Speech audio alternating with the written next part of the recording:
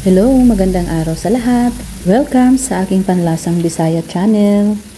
So, ayan at magluto nga tayo ngayon ng ating breakfast na easy breakfast omelette na napakasarap. Simple easy breakfast lang ito. Ayan at meron nga tayo ditong togi at 2 pirasong itlog. Meron din tayo ditong sibuyas dahon. So, maglagay lang tayo ng konting asin sa ating itlog at isama na natin dito yung dahon ng sibuyas. So, haluin lang natin.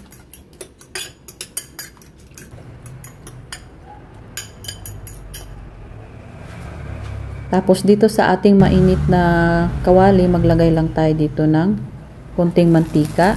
Tapos ilagay na natin dito yung ating leeks.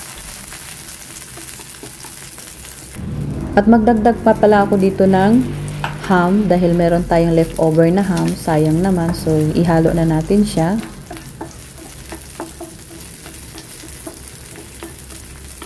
Napakasimple lang ang ating recipe. Ibuhos na natin dito yung ating toge. Tapos, konting liquid seasoning. Ganyan lang, kasimple. Kapag nasubukan nyo ito, talagang mapaulit-ulit kayo nito dahil napakasimple at napakasarap nito. Lalo na sa mga mahilig sa toge. So, yan, bali, hindi lang natin masyadong i-overcook yung ating toge dahil masarap pa rin yun pag kinain natin na medyo may crunchy pa. So, ibuhos na natin dito yung ating itlog. Diba? Napakasarap dito.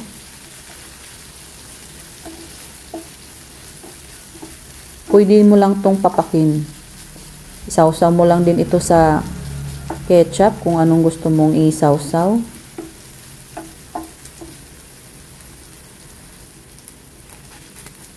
So, ayan, baliktarin lang natin siya.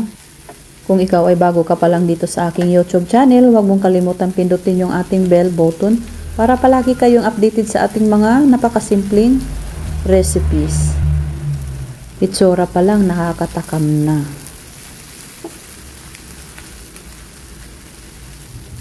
Ayan, at luto na yung ating togi omelette. Ang bango niya. Tsaka yung hitsura niya talaga nakakatakam. Kung masusubukan nyo ito, talaga mapapaulit kayo nito. Dahil napakasimple, napaka-healthy pa, at napakasarap. So, ready to serve na dahil kakain na tayo.